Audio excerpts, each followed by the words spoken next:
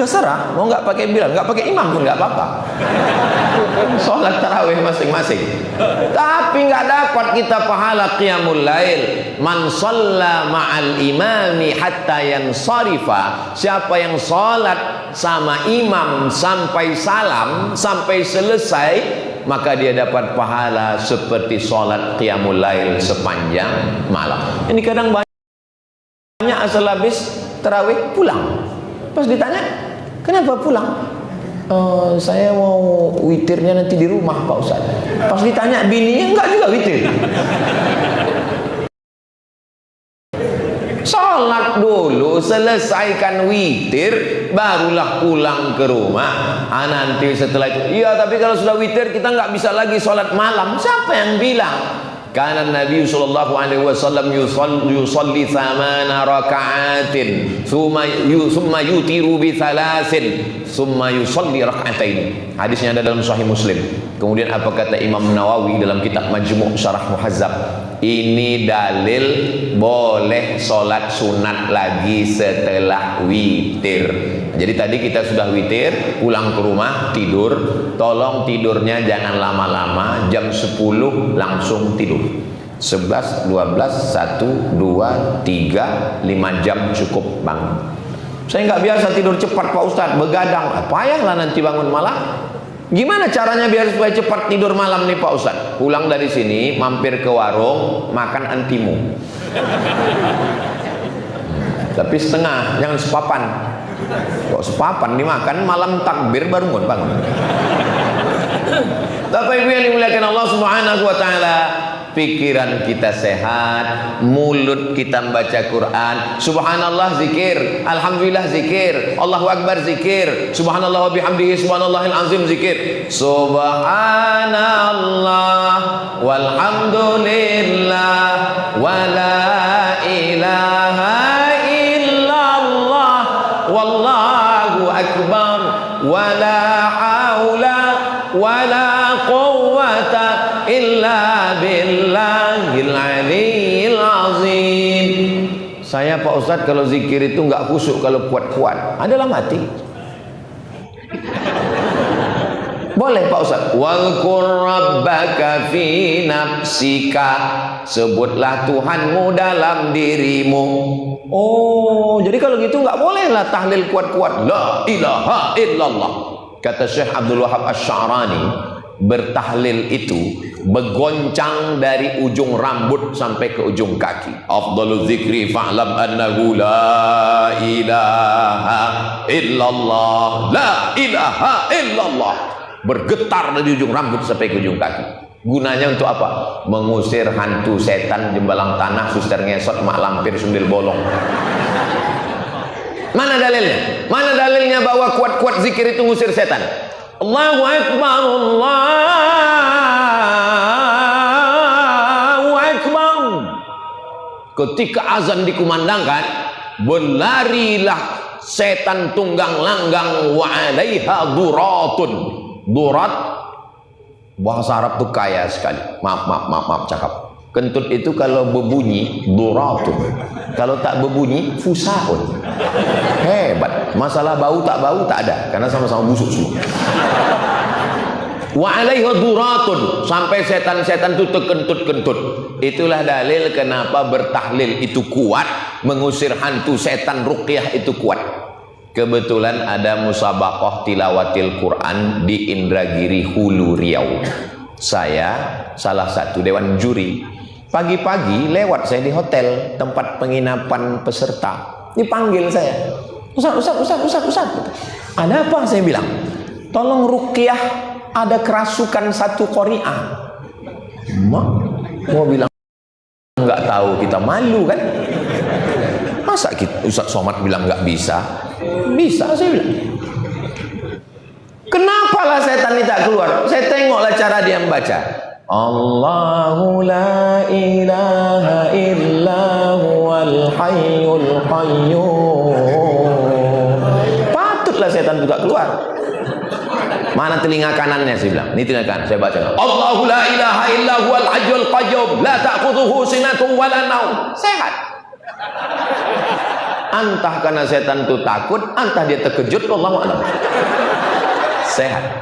Sesudah anak perempuan itu sehat, saya pula yang cemas. Karena di beberapa tempat kalau sehat dinikahkan sama yang meruqyah. Apa yang dimuliakan Allah Subhanahu wa taala.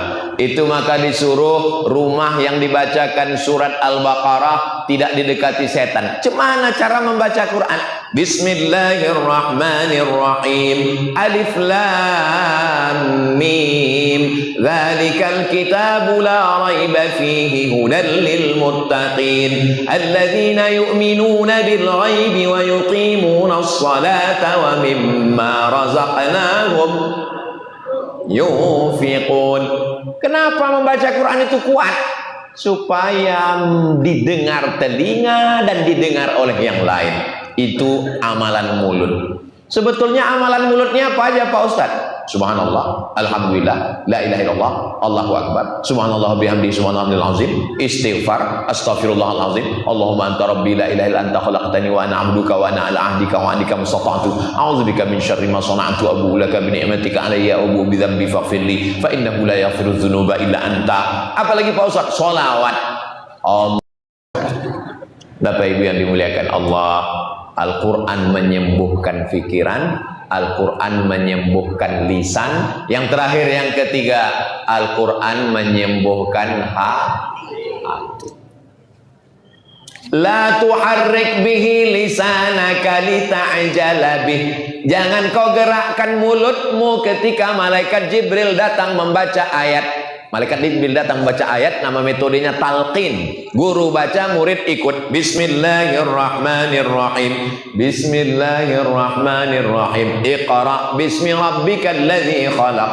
Khalaqal insana min 'alaqin. Iqra wa rabbukal akramul ladzi 'allama bil qalam. 'Allamal insana ma lam ya'lam. Murid mengikuti. Tapi ada tiba-tiba ayat itu masuk ke dalam qalbu Nabi Muhammad sallallahu alaihi wasallam. Ala fil jasadi mudghah. Ketahuilah di dalam badan kita ini ada segumpal, ada sekepal. Orang kita menyebutnya jantung. Kenapa disebut jantung? Karena memang besarnya sebesar jantung pisang. Sesuai dengan badan. Badan saya sebesar ini, tangan saya sebesar ini. Sebesar inilah jantung saya. Oh, itu bukan jantung Pak Ustaz. Qalbu itu hati. Ya, daripada berkelahi, yang satu bilang jantung, yang satu bilang hati, saya mendamaikan, kita pakai dua-duanya, jantung hati. Makanya seorang suami berkata kepada istrinya, kau adalah jantung hati. Kenapa?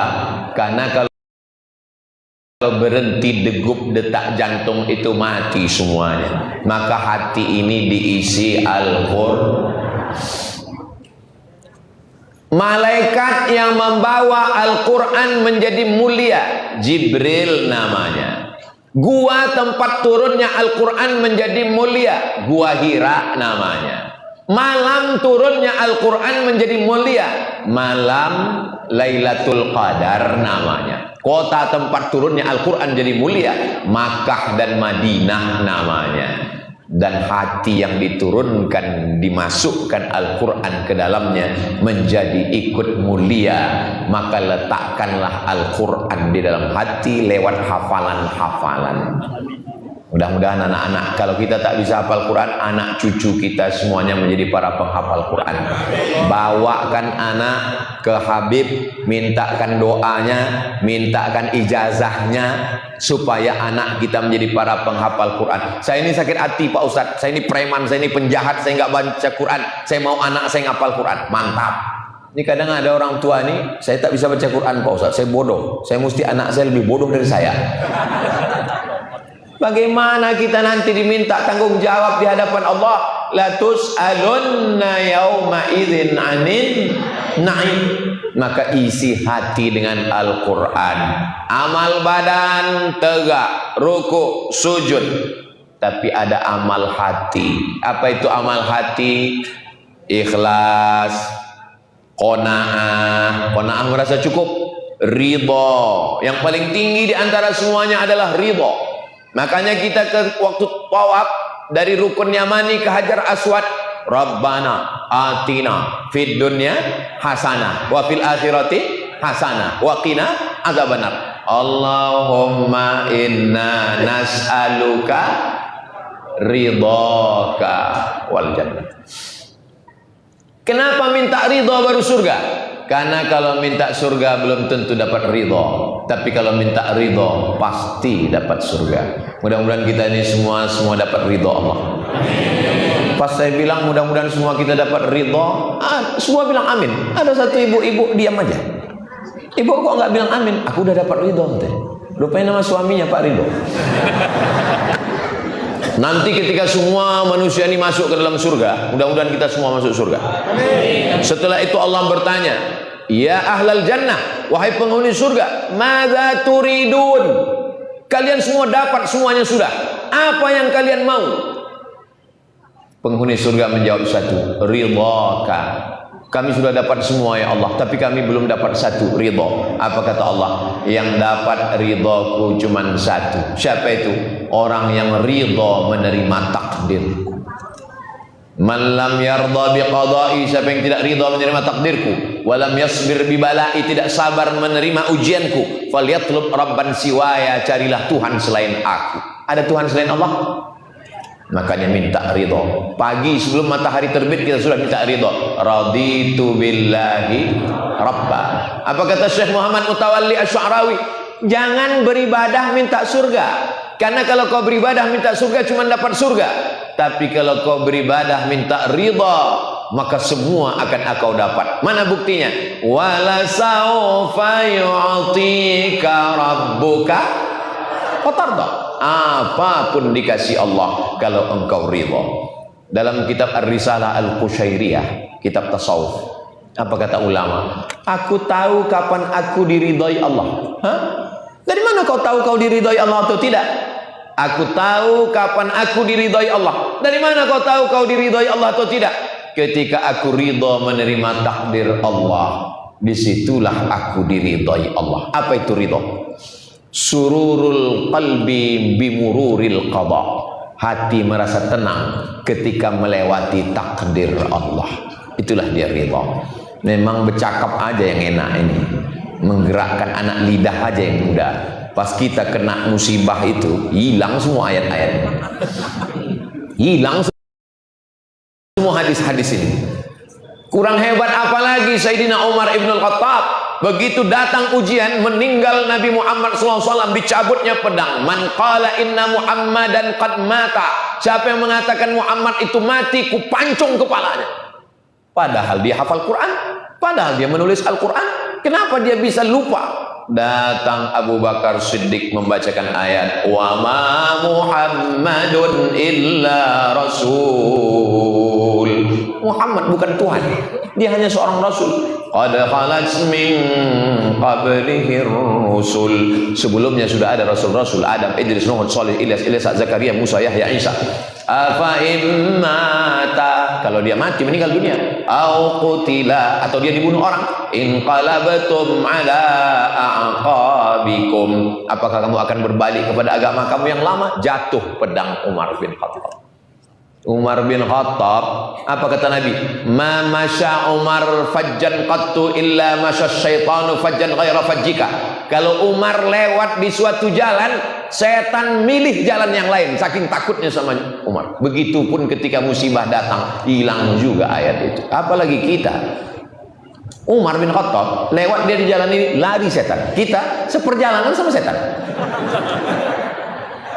Makanya bunyi ayatnya, wa wassa Ibrahimu bi anihi wa Yaqub. Ingatlah ketika Ibrahim memberikan wasiat kepada anak-anaknya, wassa. Tapi kalau kita saling menasehati, kebetulan saya ingat ayatnya, saya membacakan. Tapi ketika saya yang terkena musibah, datang Ustadz Abid, datang Ustadz Taqwa, datang para asatis masfurah membacakan ayat, wa tawasaw bil haq wa tawasaw bis sabr. Karena kita ini lupa. Ma summiyal insanu bi insanin illa linisyanihi. Manusia itu disebut manusia karena lupanya. Itulah lupa dia ayat, lupa dia hadis, lupa dia yang ceramah. Itu maka direkam di channel Ustaz Abdul Somad Official. Jangan lupa subscribe, like, share, and comment. Karena saya sendiri pun lupa entah apa-apa aja yang udah saya cakapkan. Maka diingatkan orang lagi, dipotongnya video itu dikirimkan. Kan Ustaz yang ngomong begini dulu. Oh iya, lupa. Sampai masanya kita ini lupa. Lupa rumah, lupa nama, lupa. Itu namanya bukan manusia, itu namanya amnesia. Beberapa hari yang lalu datang orang ke rumah saya. Kata dia ada gejala darah tinggi, kolesterol, gula darah. Akhirnya kata dia, aku koma katanya, nggak ingat. Nggak ingat. Saya tanya, yang nggak ingat ini semua atau bini aja? Karena pernah juga ada jamaah ini nggak ingat, cuman bini aja. Yang lain tetap ingat gitu. Tapi ibu yang dimuliakan Allah, kalau kita jaga yang tiga ini dengan Al-Quran, jaga pikiran dengan Quran, jaga lisan dengan Quran, jaga hati dengan Quran, insya Allah kita mendapatkan kesembuhan melewati ujian-ujian Allah. Kenapa orang nggak sholat badannya sehat? Orang nggak pernah sedekah hidupnya tenang. Kenapa orang yang baik ujian hidupnya banyak, Pak Ustadz? Allah kalau sayang sama hamba, ketika Nabi ditanya, man asyaddun nasi balaan, siapa orang yang man ahabbun nas ilallah, siapa orang yang paling dicintai Allah? Apa kata Nabi?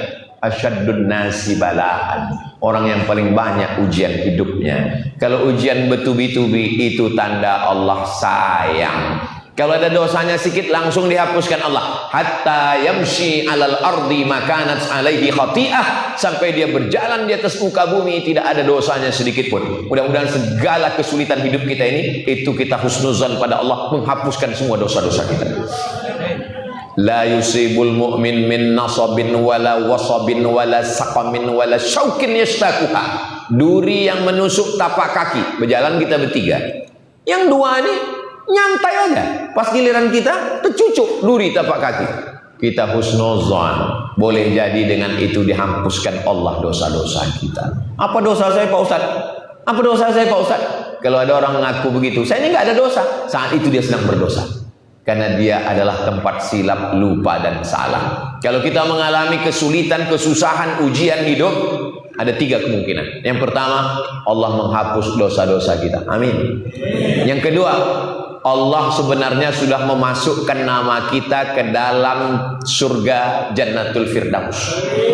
Cuma ketika ditengok amalnya kurang. Syarat masuk surga Firdaus amalnya 1 kilo. Amal kita cuma 9 on. Maka untuk melengkapinya dikasih Allah ujian. Kalau sabar lengkap syarat masuk surga. Innama yuwaffas sabiruna ajrahum bighairi hisab. Tapi ada satu lagi, kenapa Allah buat ada ujian hidup? Supaya sujud kita lebih lama, supaya doa kita lebih khusyuk. Hidup ini kalau tidak ada ujiannya, kalau tidak ada sakitnya, kalau tak ada susahnya, kalau tidak ada dukanya, orang lupa sama Allah. Makanya dibuat Allah itu semua supaya kita merasakan lezatnya munajat. Ketika bersujud itulah menetes air mata. Subhana rabbiyal a'la wa bihamdi. Itu pengalaman hidup saya. Ketika saya sedang mengalami masa-masa sulit, masa-masa susah, itu sujud itu rasanya nikmat sekali. Tapi kalau pas lagi nyantai tenang, macam stempel pos perangko, tuk tuk tuk tuk. Tapi begitu kita susah lama sujud itu kepada Allah Subhanahu wa taala. Mudah-mudahan hubungan kita dengan Allah itu dengan dua. Yang pertama husnuzan, yang kedua adalah ridha, menerima segala ketetapan Allah, tapi tetap ada usaha dan ikhtiar. Saya nggak mau juga besok pagi ini jamaah tak ada satupun yang berusaha. Toko-toko tutup semua. Terus ditanya, kantor gubernur pas mau diajak oleh Pak Asisten rapat gimana planning visi misi ke depan, kita serahkan aja semua pada Allah Pak Asisten. Tidak juga mau begitu. Kita ini bukan jabriyah, kita ini bukan orang yang majbur, kita ini adalah fa'idha azamta, kalau kau sudah azam bertekad, fatawakkal ala Allah, bertawakallah kepada Allah. Mudah-mudahan Allah memberikan kebaikan buat kita, kebaikan buat Abah Haji Kemas Abdul Halim beserta seluruh keluarga. Di akhir majlis mari kita sama berdoa kepada Allah Subhanahu wa taala. Mudah-mudahan Allah memberikan kebaikan kepada sahibul bait beserta seluruh keluarga, diberikan kesembuhan kesembuhan, kesehatan, dilepaskan dari segala kesulitan. Tidak ada yang sulit bagi Allah. Mudah-mudahan apa yang kita niatkan ini disampaikan Allah bi barakati suratil Fatihah. A'udzubillahi minasyaitonir rajim. Bismillahirrahmanirrahim. Alhamdulillahirabbil alamin.